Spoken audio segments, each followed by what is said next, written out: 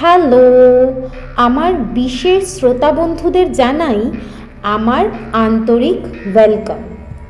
আজকে stage phobia audio story channel থেকে তোমাদের জন্য একটি বিশেষ নিবেদন।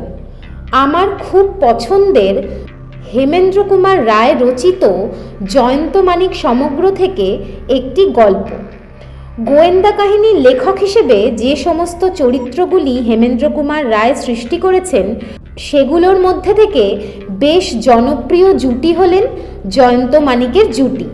তার গোয়েন্দা কাহিনীগুলির নায়ক জয়ন্ত মানিক।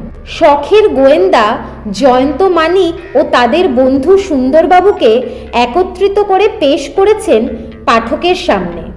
জয়ন্ত হলো মূল গোয়েন্দা আর তার সাগরেদ ছিল মানিক। তারা দুই বন্ধু, একই বাড়িতে থাকে। হেমেন্দ্র কুমার রায়ের লেখা থেকে জানা যায় যে জয়ন্তের বয়স 21-22-এর বেশি হবে না। তার লম্বা চেহারার জন্য তাকে বয়সের চেয়ে একটু বড় দেখায়। মানিক বা মানিকলাল বয়সে জয়ন্তের চেয়ে 2-1 বছরের ছোট। দুজনেই অবিবাহিত, অর্থ সম্পত্তির অভাব নেই, নিজের বাড়িতেই লাইব্রেরি, ল্যাবরেটরি সবই আছে। গোয়েন্দাগিরি এদের শখ। এদের বুদ্ধি এতটাই প্রখর আর সাহস এতটাই প্রবল যে পুলিশ যখন কোনো অপরাধের তদন্ত করতে নেমে হাল পায় না, তখন পুলিশ অফিসার সুন্দরবাবু আসেন জয়ন্তের সাহায্য প্রার্থী হয়ে। হেমেন্দ্র কুমার নিজস্বতায় উজ্জ্বল। আজকে গল্পের পর্ব 1। আর গল্প পাঠে থাকছি আমি, সুরূপা রায়।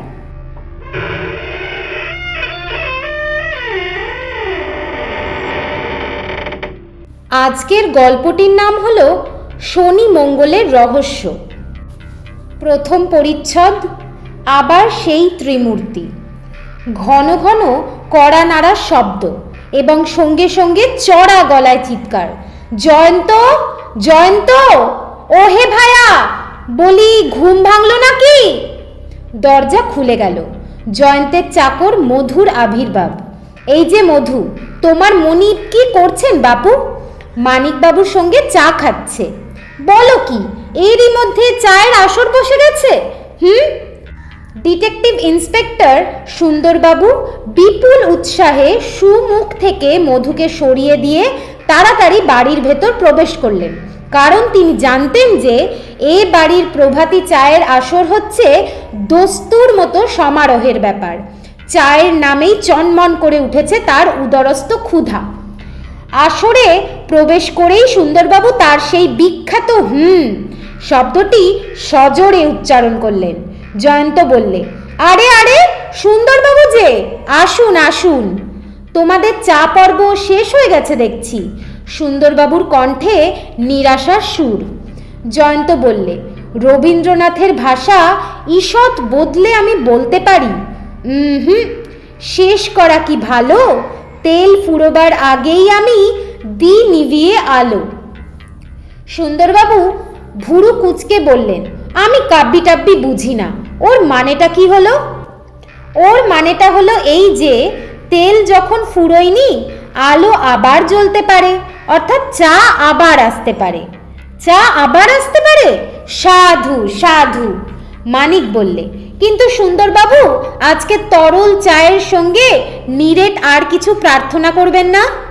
কেন, 2-4খানা অমলেটও পাবো না? পেতে পারেন, কিন্তু খারাপ ডিমের অমলেট খেতে হবে। খারাপ ডিম মানে পচা? ধরুন তাই, আমাদের ডিমগুলো একেবারে খারাপ হয়ে গেছে, কিন্তু তোমাদের প্লেটে তো দেখছি এখনো 2-1 টুকরো অমলেট বিরাজ করছে। আমরা খারাপ ডিমের অমলেট খেয়েছি। দেখ, তাও আবার সম্ভব? কেন সম্ভব নয়? বাজারের বাজে চায়ের দোকানের মালিক ডিম খারাপ হয়ে গেলে ফেলে দেয় নাকি? খদ্দেরদের সেই ডিমের অমলেট খাইয়ে তারা পয়সা আদায় করে। খারাপ ডিমের অমলেট গরম গরম খেলে কিচ্ছু টের পাওয়া যায় নাকি না? কিন্তু অসুখ তো করতে পারে। তা পারে, হয়তো কলেরা হওয়ার সম্ভাবনাও থাকে। বাপরে, এসব জেনে শুনেও তোমরা খারাপ ডিমের অমলেট খেয়েছো? খেয়েছি সুন্দরবাবু, লোভ ভারী পাজি জিনিস। অমন লোভের মুখে আমি মারি ঝাড়ু। আমি আজ অমলেট খেতে চাই না। জয়ন্ত হেসে চেঁচিয়ে বলল, ওরে মধু, সুন্দরবাবুর জন্যে। জয়ন্তের কথা শেষ হওয়ার আগেই ট্রে হাতে করে মধু হাসতে হাসতে ঘরের ভেতর প্রবেশ করে বললেন, আমাকে আর ডাকছেন কেন বাবু? সুন্দরবাবুকে দেখেই আমি খাবার তৈরি করে ফেলেছি। কি খাবার তৈরি করেছো? ওরে বাবা, অমলেট? আগে হ্যাঁ, আপনি অমলেট খেতে ভালোবাসেন বলে। সুন্দরবাবু বাধা দিয়ে মাথা হাত নেড়ে বললেন, না না, আমি পচা ডিমের অমলেট খেতে মোটেই ভালোবাসি না, ওগুলো বরং জয়ন্ত আর মানিককে দাও। মানিক খিলখিল করে হেসে বললে, সুন্দরবাবু, অমলেট না খেলে আপনিই ঠকে যাবেন। ঠকবো। পচা ডিমের অমলেট খেয়ে আমি পটল তুলে জিততে চাই না। কি করে জানলেন পচা ডিম? তুমি তো বললে বাপু। আমি আপনার সঙ্গে একটু মশকরা করছিলাম। মশকরা? আমার সঙ্গে মশকরা করছিলে? আশকারা পেয়ে দিনে দিনে তুমি বড্ড বেড়ে উঠেছ। দেখছি একদিন তোমার সঙ্গে আমাকে মল্লযুদ্ধ করতে হবে। মানিক নিজের দুই উরুতে চপেটাঘাত করে বললে, বেশ তো, আজকেই এক হাত হয়ে যাক না। যাও যাও ডেপো ছোকরা, আমি ছুঁচো মেরে হাত গন্ধ করতে চাই না। ঠিক কথা বলেছেন, এতক্ষণ পরে একটা বুদ্ধিমানের মতো কথা বলেছেন। আপাতত ছুঁচো মেরে হাত গন্ধ না করাই ভালো, কারণ ওই হাতেই আপনাকে এক্ষুনি অমলেট ভক্ষণ করতে হবে। মানিক, তোমার মুখ দেখলে আমার রাগ হয়। জয়ন্ত, তোমার এই বন্ধুটির জন্য আমাকে এ বাড়িতে আসা বন্ধ করতে হবে দেখছি। জয়ন্ত বললে, মানিক, সুন্দরবাবুর পেছনে তুমি এমন করে লেগে থাকো কেন বলো দেখি? মানিক বললে, ওকে ভারী ভালোবাসি কি না। সুন্দরবাবু বললেন, যাও যাও, তোমার ভালোবাসা পেতে আমি এখানে আসিনি, আমি এসেছি জয়ন্তর সঙ্গে পরামর্শ করতে। কি পরামর্শ সুন্দরবাবু? জয়ন্ত বললে, বলছি ভায়া, বলছি, আগে রাগটা খানিকটা সামলে নি। মানিকের জন্য দেখছি আমার ব্লাড প্রেশার বেড়ে যাবে। দ্বিতীয় পরিচ্ছদ, শনি মঙ্গলের কাণ্ড। চা পর্ব সমাপ্ত হলো। একখানা গদি মোড়া আরাম আসনে বেশ করে জাঁকিয়ে বসে পরিতৃপ্ত উদরে সমস্ত আনন্দ একটিমাত্র শব্দ দ্বারা ব্যক্ত করে সুন্দরবাবু বললেন, বড়ই গোলকধাঁধায় পড়ে গেছি দাদা। জয়ন্ত বললে, কি রকম? একেবারে নতুন রকম মামলা। মামলার সূত্র ডুব মেরেছে সমুদ্রের অগাধ জলের তলায়। ডুবুরি হয়ে সেই সূত্র উদ্ধার করার ভার পড়েছে এই হতভাগ্যের ওপর। মামলাটা কিসের? খুনের।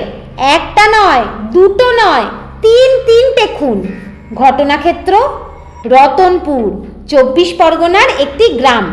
আপনি কলকাতা পুলিশে কাজ করেন, এ মামলার ভার আপনার উপর পড়েছে কেন? ও অঞ্চলের পুলিশ এখানকার সাহায্য প্রার্থনা করেছে। জয়ন্ত একটু উৎসাহিত হয়ে বললে, তাহলে বোধ হচ্ছে মামলার ভিতর কিঞ্চিত বস্তু আছে। বস্তু না ছাই, আমি দেখছি ধোঁয়া, খালি ধোঁয়া। ধোঁয়ার তলাতেই থাকে আগুন। মামলাটা বুঝিয়ে বলুন দেখি। একেবারে গোড়া থেকে শুরু করুন। শোনো তবে। মহেন্দ্রনাথ ঘটক হচ্ছে রতনপুর গ্রামের একজন বড় গৃহস্থ। এখন তার বয়স হবে 50-এর কাছাকাছি।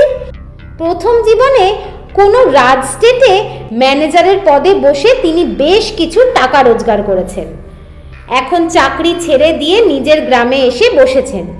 যে টাকা জমিয়েছেন তারই সুদের মহিমায় ইহকালের জন্য তার আর কোনোই ভাবনা নেই। এমনকি নিজের মোটর ছাড়া রাজপথে তিনি এক পদ অগ্রসর হন না। বাড়িতে প্রায়ই উৎসবাদী সমারোহ হয়। কেবল গ্রামের মাতব্বররা নন, কলকাতা থেকে অনেক হোমরা চোমরা বন্ধু সেই সব উৎসবে যোগ দিতে আসেন। কিছুদিন আগে এই রকম আমন্ত্রণ পেয়ে কলকাতা থেকে এসেছিলেন মহেন্দ্রবাবুর এক মামাতো ভাই, তার নাম সুরেন্দ্রনাথ। তিনিও খুব ধনী লোক। সেদিনটা ছিল শনিবার। সন্ধ্যার সময় বৈঠকখানায় বসে মহেন্দ্রবাবু, সুরেন্দ্রবাবু আর রতনপুর থানার দারোগা কৈলাসবাবু আরও কয়েকজন লোকের সঙ্গে করছিলেন গল্পগুজব। কি কথা প্রসঙ্গে মহেন্দ্রবাবু বললেন, আমাদের গ্রামের খুব কাছেই একটি ডাকাতকালীর মন্দির আছে। মন্দিরটি অনেক কালের পুরনো। আগে সেখানে প্রতি শনি আর মঙ্গলবারের নাকি নরবলি দেওয়া হতো। এখন দেবীর ডাকাত ভক্তরা আর নেই। প্রতি শনি আর মঙ্গলবারে নরবলিও আর দেওয়া হয় না, এমনকি মায়ের নিত্য পুজোও পর্যন্ত বন্ধ হয়ে গেছে। মন্দিরের অবস্থা অত্যন্ত খারাপ। যে কোনো দিন দেবীর মাথার ওপরে হুড়মুড় করে ছাদ ভেঙে পড়তে পারে। কিন্তু ওই ভগ্ন মন্দিরের জীর্ণ দেবতার নাম শুনলে এ অঞ্চলের লোক আজও আতঙ্কে শিউরে ওঠে। তাদের দৃঢ় বিশ্বাস আজও মানুষের রক্ত খাবার লোভে প্রতি শনি আর মঙ্গলবারের রাত্রে ওই ডাকাত কালীর পাষাণ মূর্তি জীবন্ত হয়ে ওঠে। তাই ওই দুদিনের রাত্রে এ অঞ্চলের কোনো লোকই ওই মন্দিরের কাজ দিয়েও হাঁটে না। শোনা গেছে বহুকাল আগে কোনো দুঃসাহসী লোক শনি মঙ্গলের রাতে গুজবের সত্যতা পরীক্ষা করবার জন্য মন্দিরের কাছে গিয়েছিল, কিন্তু তারা আর ফিরে আসেনি। পরদিন প্রভাতে মন্দির চত্বরে পাওয়া গিয়েছিল তাদের মৃতদেহ।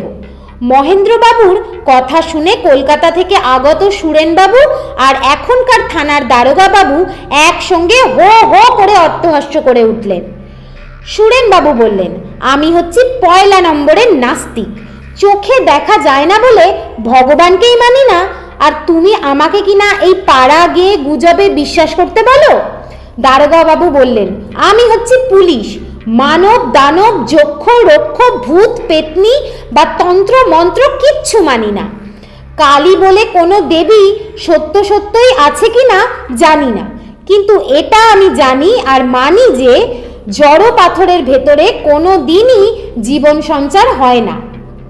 মহেন্দ্রবাবু বললেন, আমি কারুকেই কিছু বিশ্বাস করতে বা মানতে বলছি না, কিন্তু আজই তো শনিবারের রাত, গুজবের সত্যতা পরীক্ষা করবার মতো বুকের পাটা আমার নেই, কিন্তু তোমাদের সাহস থাকে তো তোমরা দুজনে অনায়াসেই একসঙ্গে ওই মন্দিরটা দেখে আসতে পারো, কিন্তু মনে রেখো এ বিষয়ে আমার কোনো দায়িত্ব নেই। দারোগা বাবু একটু দমে গিয়ে বললেন, সারা দিন খাটুনির পর এই রাত্রে ছোটাছুটি করার উৎসাহ আমার নেই। গুজব সত্য কিনা দুদিন পরেও পরীক্ষা করা যেতে পারে। সুরেনবাবু তখনই উঠে দাঁড়িয়ে বললেন, কাল আমায় কলকাতায় ফিরতেই হবে, অতএব আজকেই আমি মন্দিরটা একবার দেখে আসতে চাই।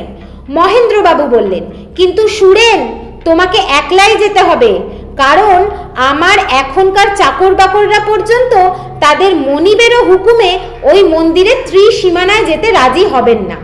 সুরেনবাবু বললেন, আমি কাপুরুষ নই, একলা যাওয়ার সাহস আমার আছে, কিন্তু আমায় একটা বন্দুক দিতে পারো?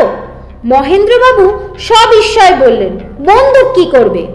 হো হো স্বরে হেসে উঠে সুরেনবাবু বললেন, পাথরের মূর্তি যদি জ্যান্ত হয় তাহলে গুলি করে তাকে হত্যা করব।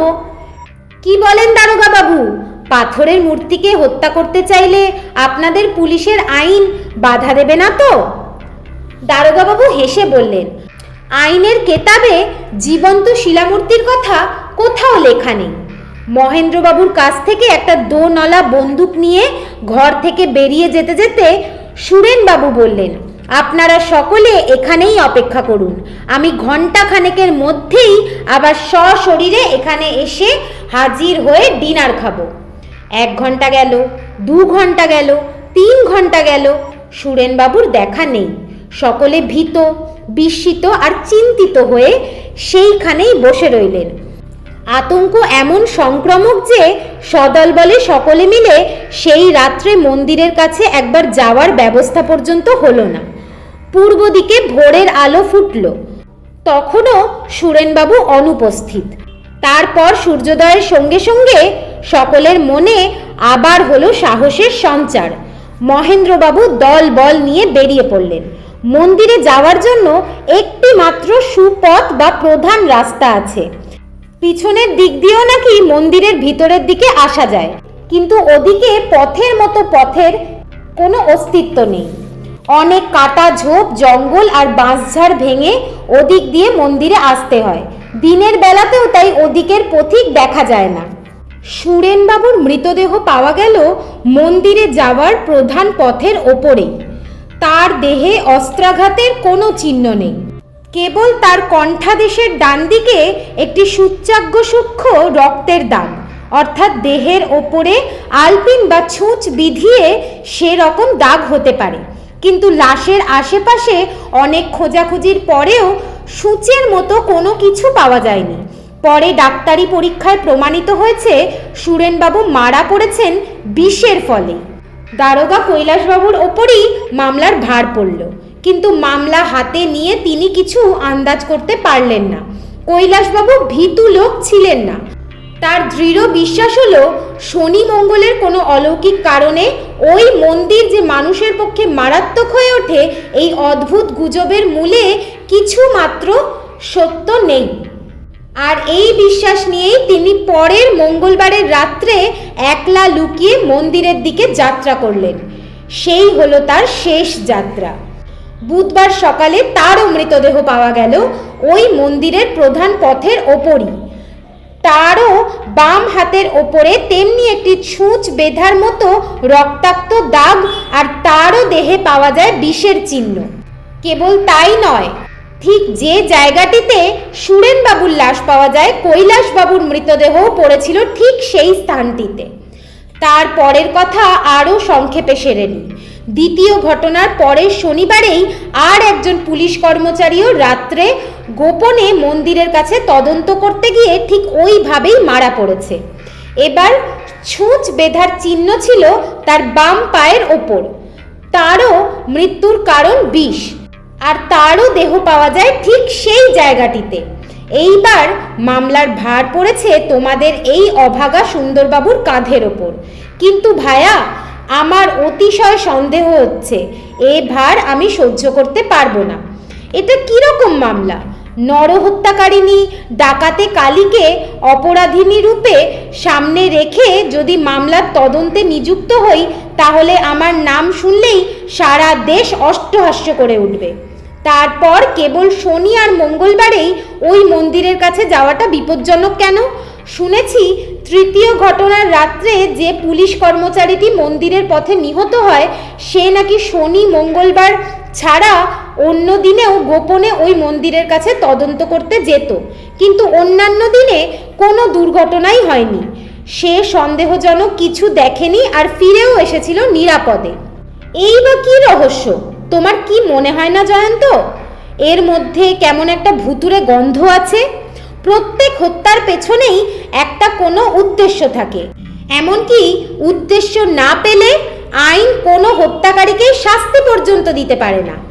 উদ্দেশ্যহীন হত্যাকাণ্ড নিয়ে মস্তিষ্ক চালনা করা হচ্ছে নিতান্তই পণ্ডশ্রম। এই মামলাটাও যেন সেই শ্রেণীর। ধরো মহেন্দ্রবাবুর মামাতো ভাই সুরেনবাবুর কথা। তিনি স্থানীয় লোক নন, এখনকার কোনো লোকেরই তার ওপর আক্রোশ থাকবার কথা নয়। তিনি মাত্র দুদিনের জন্য এখানে এসেছিলেন। তিনি যে প্রথম ঘটনার রাত্রে ওই মন্দিরে যেতে চাইবেন, এ কথাও বাইরের কেউ জানতো না। যারা জানতো তারা সকলেই সারা রাত্রি বসেছিল মহেন্দ্রবাবুর বৈঠকখানার ভেতরেই। তবু ঘটনাস্থলে গিয়ে কে তাকে হত্যা করলে, আর কেনই বা করলে? তাকে হত্যা করে কার কি লাভ? তারপর ধরো দুজন পুলিশ কর্মচারীর কথা, তাদেরই বা কেন হত্যা করা হলো? তারা তো সন্দেহজনক কোনো সূত্রের সন্ধানও পাননি। দ্বিতীয় পুলিশ কর্মচারী শনি মঙ্গল ছাড়া অন্য বারেও যে ঘটনাস্থলে গিয়েছিল, এই কথাটা ভুলো না। এই মামলার ভেতরে যদি কোনো মানুষ খুনির হাত থাকতো, তাহলে সে অন্য বারের সুযোগ পেয়েও পুলিশের লোককে ছেড়ে দিলে কেন? পুলিশের কেউ সন্দেহ করছে কোনো বিষধর জীবের দংশনেই 3 জন লোকের মৃত্যু হয়েছে, কিন্তু এ যুক্তি মনে লাগে না। ওই বিষধর জীব কি শনি মঙ্গলবারেই ঠিক একটি নির্দিষ্ট স্থানে এসে অপেক্ষা করে? এ কোনো কাজের কথা নয়। আর ওই ছুঁচ বেঁধার ব্যাপারটাই বা কি? কে ছুঁচ বেঁধায়? লাশের সঙ্গে বা কাছে ছুঁচ পাওয়া যায় নাই বা কেন? আর এত অস্ত্র থাকতে ছুঁচের মতো অস্ত্র ব্যবহার করা কেন? বড়ই জটিল ব্যাপার ভায়া, বড়ই জটিল ব্যাপার। এ মামলাটা হাতে পেয়ে আমার মনে হচ্ছে সেই মানুষ পিচাস মামলাটার কথা। সন্দেহ হচ্ছে তার মতো এ মামলাটার সঙ্গেও নিশ্চয়ই কোনো ভৌতিক যোগাযোগ আছে। সেই ভয়াবহ অপরাধী নবাব আর তার অনুসারী জীবন্ত মৃতদেহগুলোর কথা নিশ্চয়ই তোমরা ভুলে যাওনি। আগে আমি ভূত প্রেত কিছুই বিশ্বাস করতুম না, কিন্তু সেই মানুষ পিশাচদের পাল্লায় পড়ে আমি যে বিশ্বাস হারিয়ে ফেলেছি, তারপর থেকে বুঝেছি পৃথিবীতে অপার্থিব অলৌকিক ঘটনা ঘটাও অসম্ভব নয়। জয়ন্ত, মানিক, এখন তোমাদের কি মত তাই বলো। কাহিনী শেষ করে সুন্দরবাবু জিজ্ঞাসু চোখে জয়ন্তের মুখের পানে তাকিয়ে রইলেন, কিন্তু জয়ন্ত কোনো কথাই বললেন না। গম্ভীর ও স্তব্ধ ও স্থিরভাবে বসে রইল। মানিক বলল, তাই তো সুন্দরবাবু, আপনার জন্য আমি দুঃখিত হচ্ছি। সুন্দরবাবু মানিকের দুঃখকে আমল দিতে রাজি হলেন না। বললেন, তোমার দুঃখ নিয়ে তুমিই থাকো বাবু, আমাকে আর জ্বালাতে এসো না। নাছোড়বান্দা মালিক বললেন, যত সব ওচা মামলার ভার পড়ে আপনার ওপরে। কেন, পুলিশে কি আর কোনো যোগ্য লোক নেই? সুন্দরবাবু কিঞ্চিত বিচলিত হয়ে বললেন, তা যা বলেছ, আমি যেন ছাই ফেলতে ভাঙা কুলো। মানিক একটা দীর্ঘশ্বাস ত্যাগ করে বলল, বেচারা সুন্দরবাবু, মাথা জোড়া টাক, একটু বেশি রোদ লাগলেই ফটাং করে ফেটে যাওয়ার সম্ভাবনা।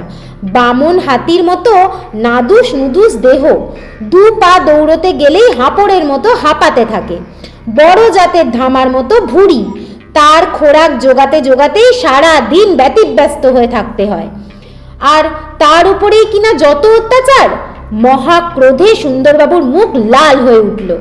তখনই আসন ত্যাগ করে তিনি বললেন, জয়ন্ত, তোমার সঙ্গে আমি পরামর্শ করতে এসে ভুল করেছি। যেখানে মানিক আছে সেখানে আর আমি নেই। সুন্দরবাবু দরজার দিকে অগ্রসর হলেন। জয়ন্ত বলল, দাঁড়ান সুন্দরবাবু। দাঁড়াবো? কেন দাঁড়াবো? আরো বেশি অপমানিত হব বলে? না না, আর কেউ আপনাকে অপমান করবে না। আসন গ্রহণ করুন। এখন বলুন দেখি, আপনি খালি আমার পরামর্শ চান না আমার সাহায্য চান? তুমি যদি আমাকে সাহায্য করতে রাজি হও, তাহলে আমার অনেক পরিশ্রমই হালকা হয়ে যায়। হ্যাঁ, আমি রাজি। কবে রতনপুর যাচ্ছেন? কাল। বেশ, কালই আমরা আপনার সঙ্গী হব। কিন্তু মানিক কি না গেলেই নয়? না, মানিক যে আমার ডান হাত। তৃতীয় পরিচ্ছদ, রতনপুরের ডাকাতে কালী। রতনপুর গ্রামখানি যে অত্যন্ত পুরাতন, দেখলেই তা বুঝতে বিলম্ব হয় না। গ্রাম না বলে তাকে অবৃহৎ শহর বলাই উচিত।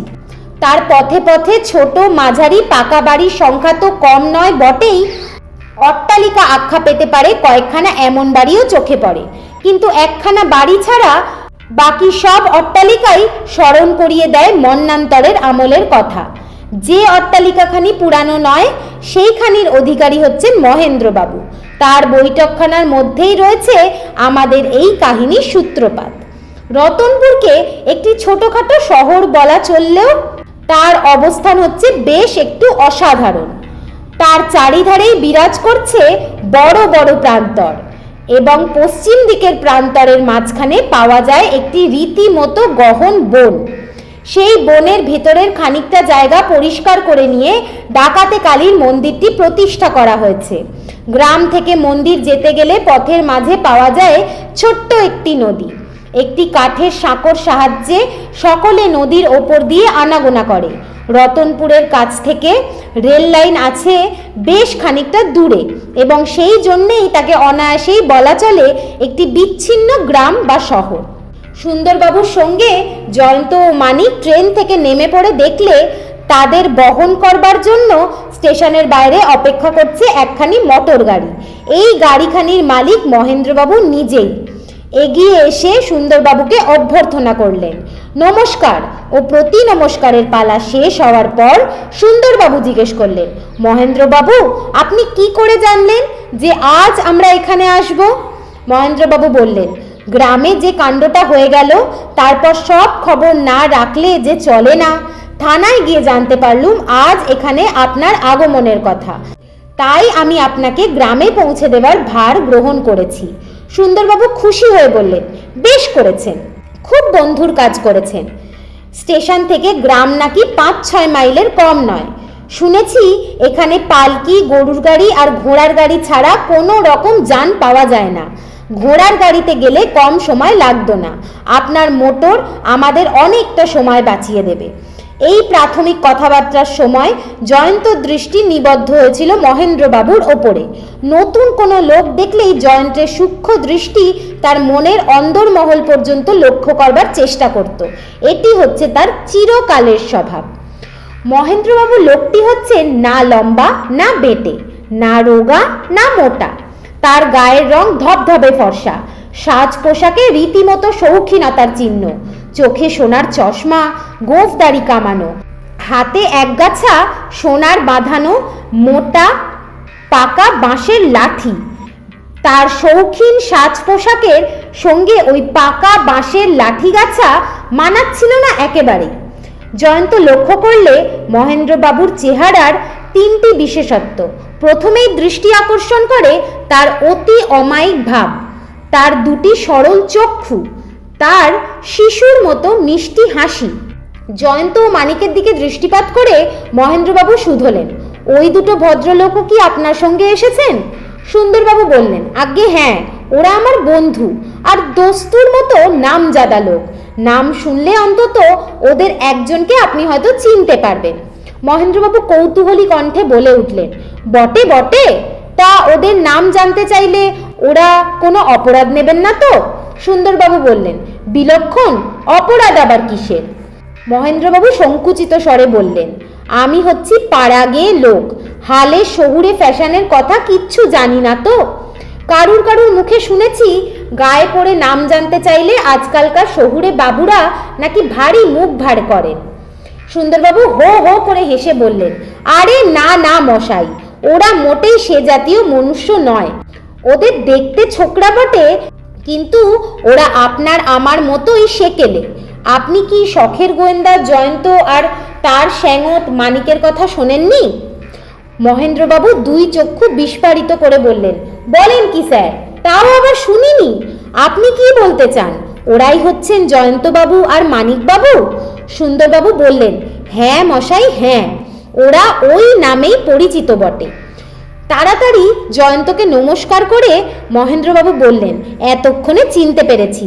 কাগজে যে আপনার ছবি অনেকবার দেখেছি, আপনার নাম জানে না বাংলাদেশে এমন কে আছে? দেশ বিদেশেও যে আপনার নামে ওরে জয় পতাকা। আর মানিকবাবু, আপনার নামও? মানিক বাধা দিয়ে বললেন, স্তব্ধ হন মহেন্দ্রবাবু, স্তব্ধ হন। অত্যুক্তি করে আপনি যদি আমাকেও আকাশে তোলেন, তাহলে জানবেন যে জয়ন্ত চন্দ্রের পাশে আমি হচ্ছি একটি অতি ক্ষুদ্র মানিক তারকা মাত্র। মহেন্দ্রবাবু বললেন, আপনি দেখছি সুন্দর ভাষায় বিনয় প্রকাশ করতে পারেন, কিন্তু। মানিক বাধা দিয়ে বললেন, ও কিন্তু টিন্তুর কথা ছেড়ে দিন মহেন্দ্রবাবু, বাজে কথার দরকার নেই, কাজের কথা বলুন। মহেন্দ্রবাবু কাঁচু মাচু মুখে বললেন, কি কাজের কথা বলবো মানিকবাবু, আমি তো কিছুই জানি না। ব্যাপার দেখে স্তম্ভিত হয়ে আছি আমি, আমার নিজের বলবার কথা কিচ্ছু নেই। জয়ন্ত বললে, আসুন আমরা গাড়িতে গিয়ে উঠে বসি, এখানে দাঁড়িয়ে দাঁড়িয়ে সময় নষ্ট করে লাভ নেই, গাড়িতে যেতে যেতেই বাকি কথা হবে। সকলে গাড়ির ওপর গিয়ে বসলেন। চালক গাড়ি চালিয়ে দিল। জয়ন্ত চালকের দিকে দৃষ্টিপাত করে বললেন, মহেন্দ্রবাবু, আপনার ড্রাইভারটি দেখছি এদেশের লোক নয়। মহেন্দ্রবাবু বললেন, এর মধ্যে সেটাও আপনি লক্ষ্য করেছেন? হ্যাঁ, আমার এই ড্রাইভারটির স্বদেশ হচ্ছে বর্ণীয়। ও চমৎকার গাড়ি চালায় আর আমার অত্যন্ত বিশ্বাসী। আমার জন্য ও হাসি মুখে প্রাণ দিতে পারে। তখন বেগে ছুটতে আরম্ভ করেছে মোটর গাড়ি। কোথাও ধু ধু মাঠ, কোথাও তারই মাঝে শ্যামল ও নিবিড় তরুকুঞ্জ, কোথাও নদী বা খাল বিলের শীর্ণ ও সমুজ্জ্বল জলরেখা। এই সব দৃশ্য ক্ষণে ক্ষণে পিছনে ফেলে কোলাহল করতে করতে ছুটে চলেছে মোটর গাড়ি। জয়ন্ত বললে, মহেন্দ্রবাবু, যদি আমি দু একটি প্রশ্ন করি আপনি উত্তর দিতে আপত্তি করবেন না তো? মহেন্দ্রবাবু বললেন, আপত্তি? কেন আপত্তি করব? আমার তো আপত্তি করার কোনো কারণই নেই। জয়ন্ত ধীরে ধীরে বললেন, শুনলুম প্রথমে যিনি মারা গেছেন সেই সুরেনবাবু সম্পর্কে আপনার ভাই হন। মহেন্দ্রবাবু বললেন, সুরেন আমার মেজ মামার ছেলে। জয়ন্ত বললে, সুরেনবাবু কি করতেন? সুরেন কিছুই করতো না, কারণ তার টাকার অভাব ছিল না। তাহলে বলতে হবে সুরেনবাবু একজন ধনী লোক। হ্যাঁ নিশ্চয়ই, সুরেনের মাসিক আয় ছিল 8,000 টাকা। সুরেনবাবুর বাড়িতে কে আছে? কেউ নেই, সুরেন ছিল একেবারে একলা। তার আত্মীয় স্বজন কে আছে? আত্মীয়ই বলুন আর স্বজনই বলুন, আমি হচ্ছি সুরেনের একমাত্র লোক। আমি ছাড়া এ দুনিয়ায় সুরেনের আর কোনো আত্মীয় নেই। জয়ন্ত খানিকক্ষণ স্তব্ধ হয়ে রইল, তারপর বললে, মহেন্দ্রবাবু, ওই কালী মন্দিরের ব্যাপারটা কি বলুন দেখি, আমি তো কিছুই বুঝতে পারছি না। মহেন্দ্রবাবু বললেন, আমারও অবস্থা তাই জানবেন। শুনলুম একটা প্রবাদ আছে, বন্ধুদের কাছে সেই গল্পই করছিল, কিন্তু সেই গল্প থেকেই যে এমন ভীষণ ট্র্যাজেডির সৃষ্টি হবে সেটা আমি কল্পনাও করতে পারিনি। সুন্দরবাবু বললেন, আপনি কি ওই ভুতুড়ে গল্পে বিশ্বাস করেন? মহেন্দ্রবাবু বললেন, আগে হয়তো ঠিক বিশ্বাস করতুম না, কিন্তু এখন বিশ্বাস না করে আর কি করি বলুন। পৃথিবীর খাতা থেকে একইভাবে 3-3টে মানুষের নাম কাটা গেল, এরপর কি আর অবিশ্বাস করা চলে সুন্দরবাবু? সুন্দরবাবু বললেন, কিন্তু আদালত তো আর ভূতের গল্প মানবে না। মহেন্দ্রবাবু বললেন, এখানকার লোকেরাও ওই কাহিনীকে ভৌতিক কাহিনী বলে মনে করেন না, তারা বলে ওসব হচ্ছে দেবতার মাহাত্ম্য। আরে মশাই, আমাদের মা কালীরও যে ভূত পেতনি নিয়ে বেরিয়ে বেড়ানোর অভ্যেস। যদি ওই ঘটনাগুলো সত্য হয় তাহলে তো আমরা নাচার। দুনিয়ার এমন কোনো পুলিশ নেই ভূত কি পেতনিকে যে গ্রেপ্তার করতে পারে। মহেন্দ্রবাবু মাথা চুলকাতে চুলকাতে বললেন, তাহলে এই মামলাটা আপনারা হাতে নেবেন না? আরে কি যে বলেন, সরকারের হুকুম, আমি মামলা হাতে না নিলেও কমলি আমাকে ছাড়বে কেন? আগে তো তদন্ত শুরু হোক, তারপর দেখা যাবে কোথাকার জল কোথায় গিয়ে দাঁড়ায়। তবে কি জানেন, দেবদেবী নিয়ে কাণ্ড, এর ভেতরে মাথা গলাতেও বিশেষ ভরসা পাচ্ছি না। গাড়ি রতনপুরের সীমানায় এসে পড়ল। দূর থেকে দেখা গেল মস্ত বড় একখানা লাল রঙের বাড়ি, প্রায় 4 বিঘা জমি দখল করে দাঁড়িয়ে আছে।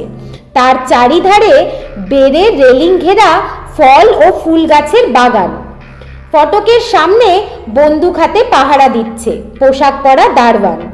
মহেন্দ্রবাবু বললেন, ওই হচ্ছে আমার বাড়ি, একবার ওখানে নামবেন নাকি? জয়ন্ত বললে, আমি প্রথমেই দেখতে চাই ডাকাতকালীর মন্দির, সেখানে গিয়ে সব দেখতে শুনতে হয়তো অনেক বেলা হয়ে যাবে। তার আগে দাসের এই গোলামখানায় পদার্পণ করে কিঞ্চিত জলযোগ আর চা পান করলে বেশি ক্ষতি হবে কি? সুন্দরবাবু নিজের ভুঁড়ির ওপর ডান হাতখানি রেখে বললেন, জয়ন্ত, ভদ্রলোক নিতান্তই মন্দ প্রস্তাব করেননি। মানিক বললে, আমিও এই প্রস্তাবে সায় দিচ্ছি। জয়ন্ত বললে, বেশ, তবে তাই হোক। মহেন্দ্রবাবুর নির্দেশে গাড়ি ফটকের ভেতর ঢুকলো। জয়ন্ত এদিক ওদিক চোখ বুলিয়ে নিয়ে বলল, বাগানের গাছগুলো দেখছি অনেক কালের পুরনো। মহেন্দ্রবাবু বললেন, আগে হ্যাঁ, প্রায় 150 বছর আগে আমার পূর্বপুরুষরা করেছিলেন এই বাগানের পত্তন। শুনেছি এখানকার কোনো কোনো গাছ প্রায় 2 শতাব্দীর হিসাব দাখিল করতে পারে। আমার ওই বাড়িখানিও পৈতৃক। এত বড় বাড়ি তোলবার পয়সা আমার নেই, কেবল ভাড় নিয়েছি মাঝে মাঝে মেরামত করবার, তাতেই আমার খরচ হয়ে গেছে হাজার হাজার টাকা। একটি বড় গাড়ি বারান্দার তলায় এসে মোটর গাড়ি থামল। মহেন্দ্রবাবুর সঙ্গে সকলে গাড়ি থেকে নেমে বাড়ির ভেতর গিয়ে ঢুকলো। মহেন্দ্রবাবু একটা হল ঘরে গিয়ে ঢুকে বললেন, আমার এই বৈঠকখানায় দয়া করে অল্পক্ষণ বিশ্রাম করুন, ইতিমধ্যে আমি আপনাদের চায়ের ব্যবস্থাটা ঠিক করে আসি। সুন্দরবাবু একটি সুদীর্ঘ আহ শব্দ উচ্চারণ করে একখানা সোফার ওপর বসে পড়লেন। দেখবেন মহেন্দ্রবাবু, ব্যবস্থায় যেন বেশি বাড়াবাড়ি না থাকে। না মশাই, আমরা হচ্ছি গেঁয়ো লোক, বাড়াবাড়ি করবার শক্তি আমাদের নেই। এই একটু চা আর একটু মিষ্টি, তাছাড়া আর কিছুই নয়। বলতে বলতে মহেন্দ্রবাবু ঘরের বাইরে বেরিয়ে গেলেন। মানিক হাসতে হাসতে বললেন, সুন্দরবাবু, ওই যে বাড়াবাড়ির কথা বললেন, ওটা কি আপনার আন্তরিক কথা?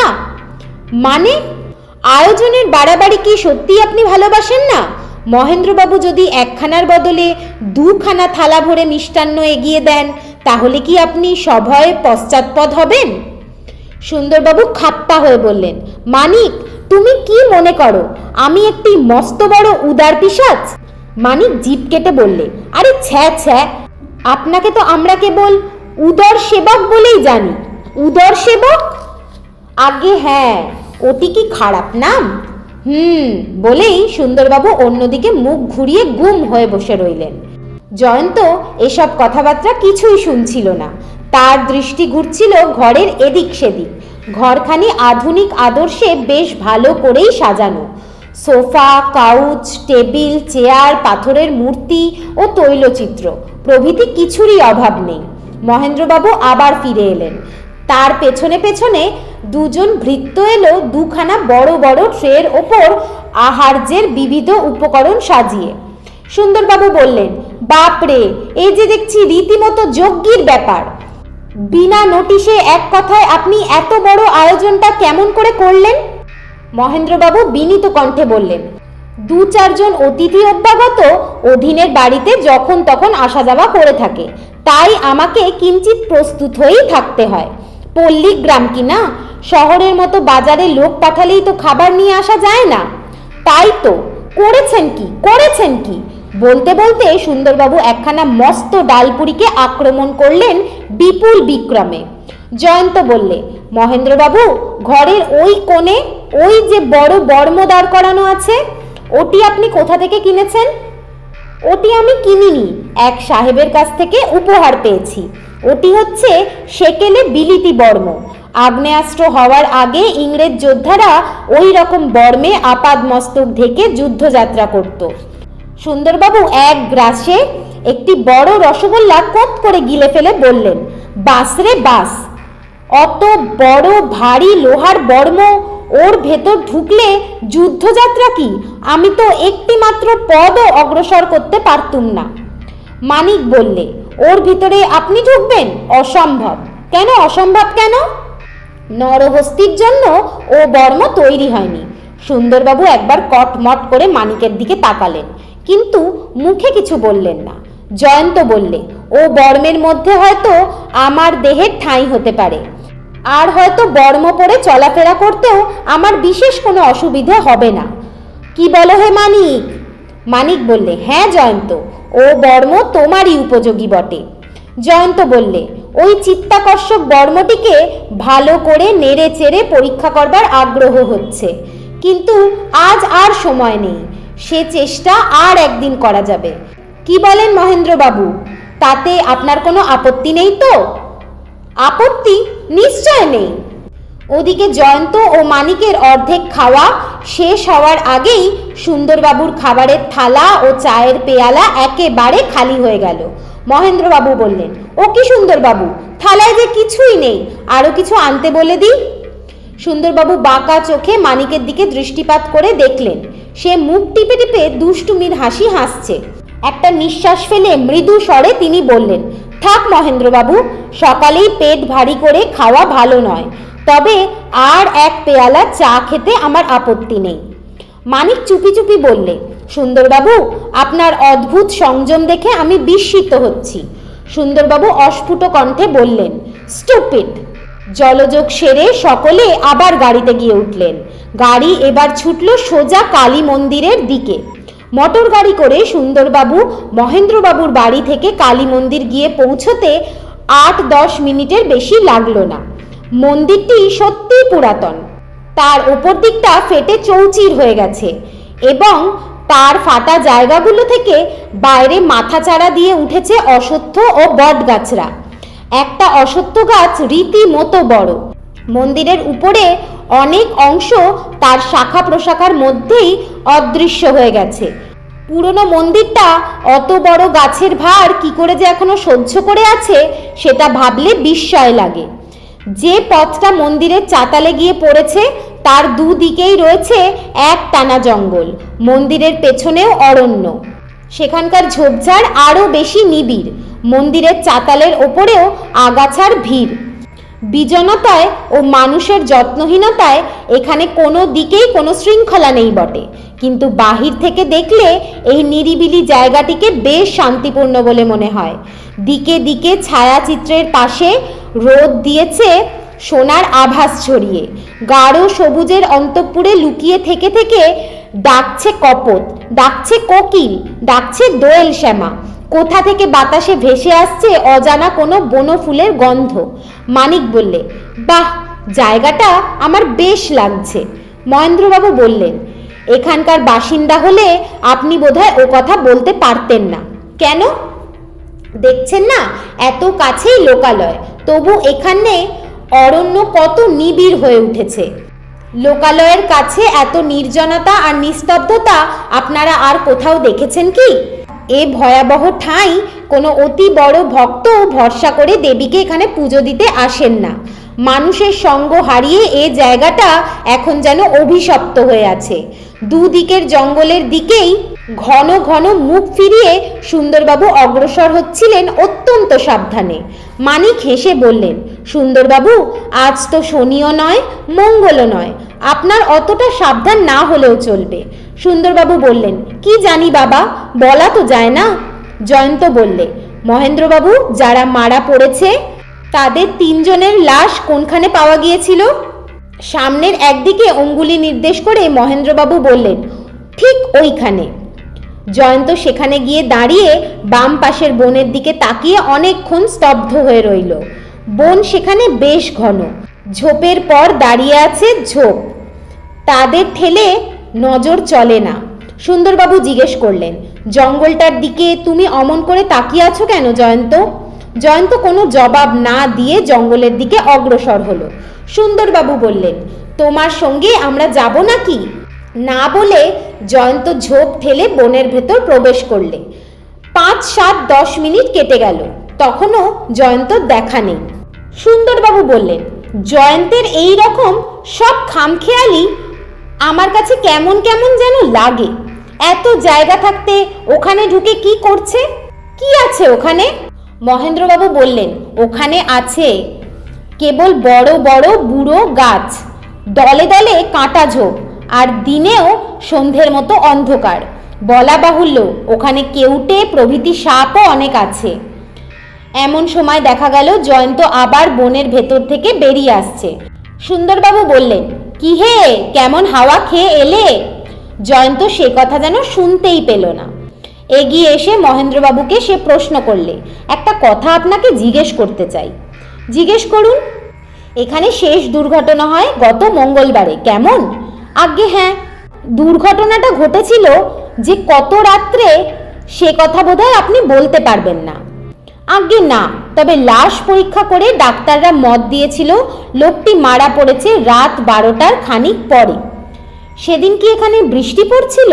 মহেন্দ্রবাবু একটু বিস্মিতভাবে বললেন, এ কথা আপনি জানলেন কেমন করে? বনের ভিতর এখনো অনেক জায়গা ভিজে কাদা রয়েছে, ওখানে তো রোদ ঢুকতে পারে না, কাজেই জল কাদাও সহজে শুকোয় না। হ্যাঁ জয়ন্তবাবু, সেদিন রাত 9টা থেকে রাত 11টা পর্যন্ত খুব জোরে জল ঝড় হয়ে গিয়েছিল।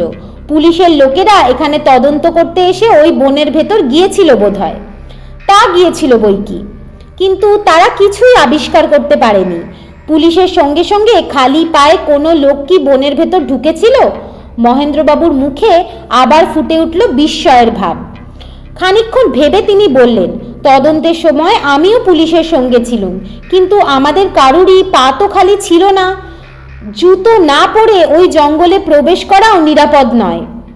স্থানীয় লোকেরাও কি খালি পায়ে জঙ্গলের মধ্যে যায় না? কেউ না, কেউ না। বলেছি তো, ওই জায়গাটাকে সকলে অভিশপ্ত বলে মনে করে। একে গ্রাম্য লোকেদের মধ্যে কুসংস্কারের অন্ত নেই, তার উপরে গত মঙ্গলবারের আগেই এখানে উপরই দুটো সাংঘাতিক ঘটনা ঘটে গেছে। তারপরও ওই জঙ্গলে স্থানীয় লোকেরা আসতে সাহস করবে? অসম্ভব মশাই, অসম্ভব। জয়ন্ত তার রূপোর শামুকের নস্যিদানি বার করে নস্যি সংগ্রহ করতে লাগলেন। মানিক বুঝলে এটা সুলক্ষণ। জয়ন্ত খুব খুশি হলেই নস্যি না নিয়ে পারে না, কিন্তু হঠাৎ তার এত খুশি হওয়ার কারণ হেতু কি? সুন্দরবাবু টুপি খুলে মাথার ঘরমাক্ত টাকের ওপর রুমাল চালনা করতে করতে বললেন, জয়ন্ত ভায়া, তোমার প্রশ্নগুলো কেমন যেন খাপছাড়া বলে মনে হচ্ছে না? জয়ন্ত হেসে বললে, আপনার তা মনে হতে পারে, কিন্তু জঙ্গলের ভেতর গিয়ে আমি কি দেখেছি জানেন? হয় সাপ, নয় শেয়াল, নয় বন বেড়াল। মহেন্দ্রবাবু বললেন, এখানে মাঝে মাঝে বাঘের ডাকও শোনা যায়। সুন্দরবাবু বললেন, বাহ, তাহলে তো সোনায় সোহাগা। জয়ন্ত বললে, ওসব কিচ্ছু নয়, জঙ্গলের ভেতরে আমি দেখেছি কেবল পায়ের দাগ।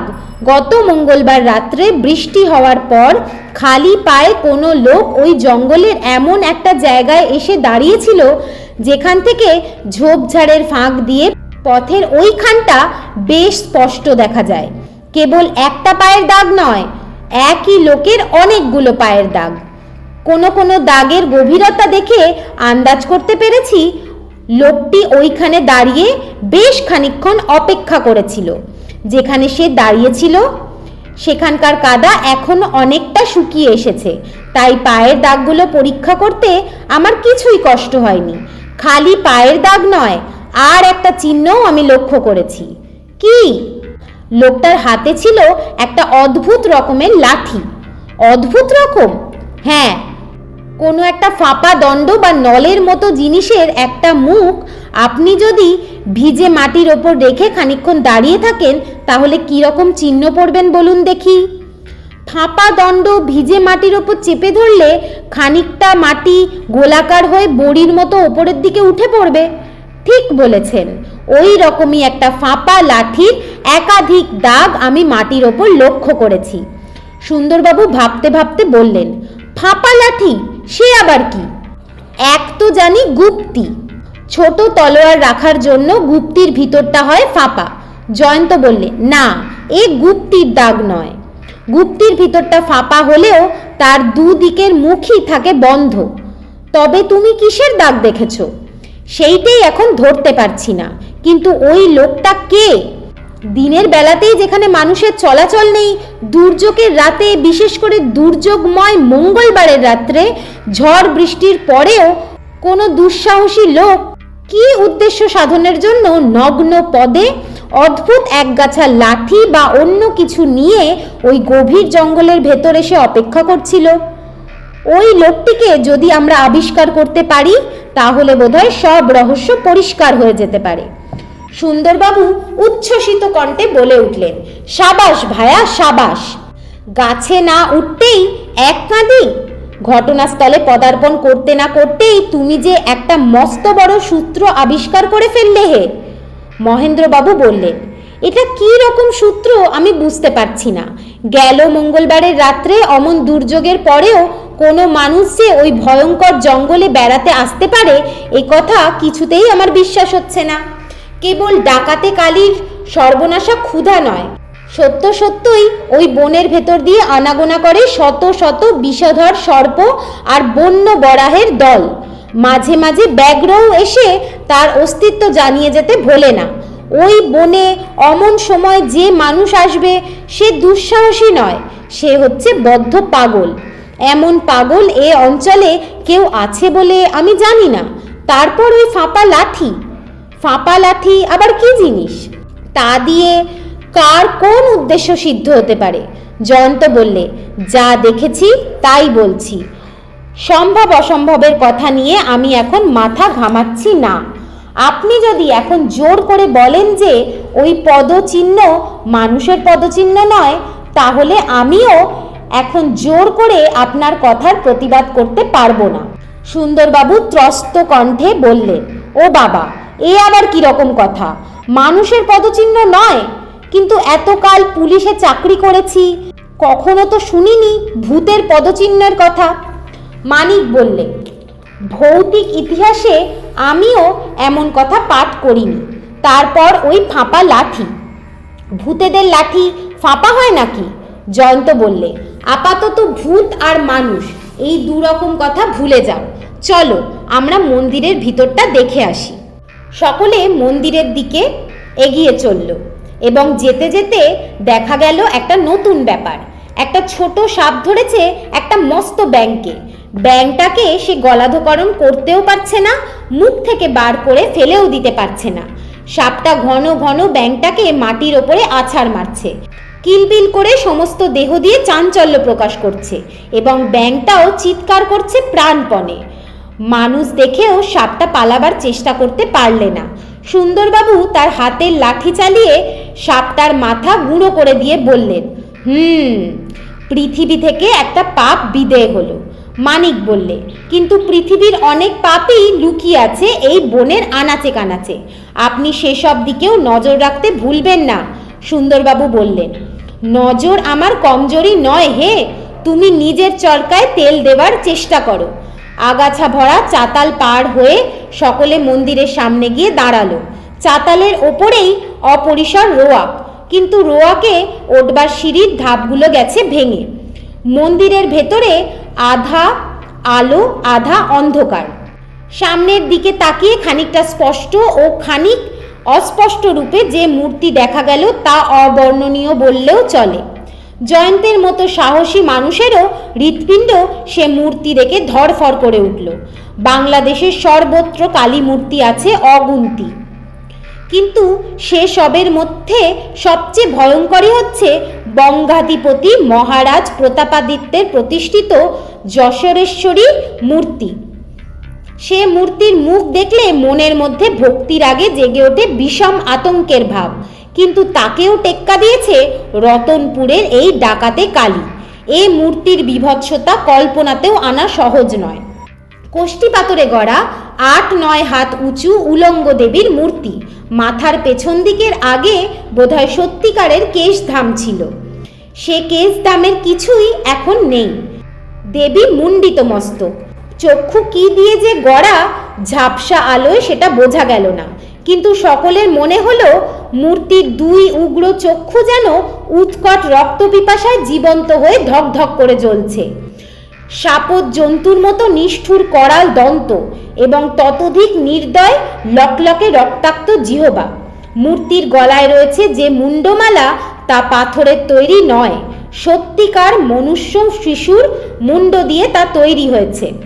নিচেরকার বাম হস্তে ঝুলছে রক্ত মাংসহীন একটি আসল মানুষের মুন্ড। প্রায় কুণ্ডলীকৃত মহাদেবের দেহের ওপরে মূর্তি যে ভয়ঙ্কর ভঙ্গিতে পদনিক্ষেপ করে দণ্ডায়মান তা দেখলেও বক্ষের ভেতর জাগে বিষম একটা আতঙ্কের ঝড়। সকলেই খানিকক্ষণ স্তম্ভিত ও নির্বাক হয়ে দাঁড়িয়ে রইল। জড় পাষাণ প্রতিমা যে এমন বিভীষিকা সৃষ্টি করতে পারে এটা হচ্ছে ধারণার অতীত। সর্বপ্রথম কথা কইলেন মহেন্দ্রবাবু। বললেন, শুনেছি ডাকাতরা আগে প্রতি রাতে নরবলি দিয়ে দেবীর হাতে নিত্য নতুন নরমুণ্ড ঝুলিয়ে দিত। হয়তো আজ আমরা দেবীর হাতে যে মাংসহীন মুণ্ড দেখছি সেটা হচ্ছে এই মন্দিরের শেষ নরবলির নিদর্শন। নিস্তব্ধ মন্দিরের ছাদের তলায় জেগে উঠল হঠাৎ কতগুলি শব্দ। সুন্দরবাবু সভয়ে একটি লম্ফ ত্যাগ করলেন।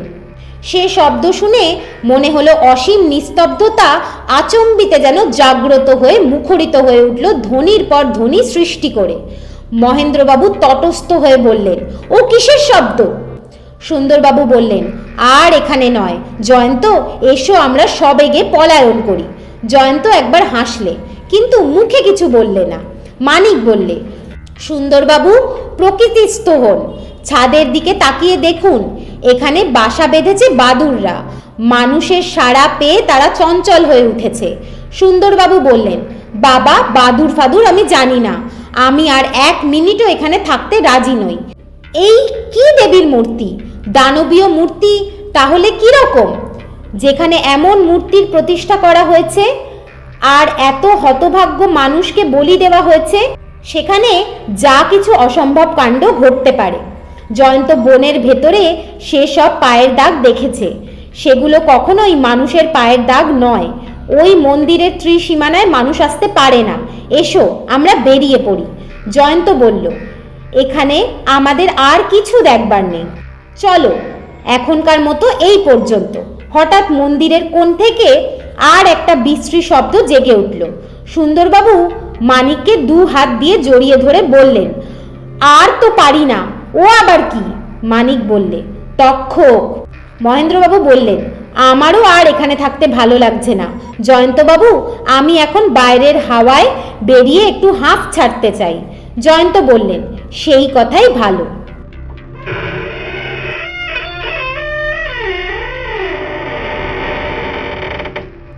আমার আজকের প্রথম পর্বটি এখানেই সমাপ্ত।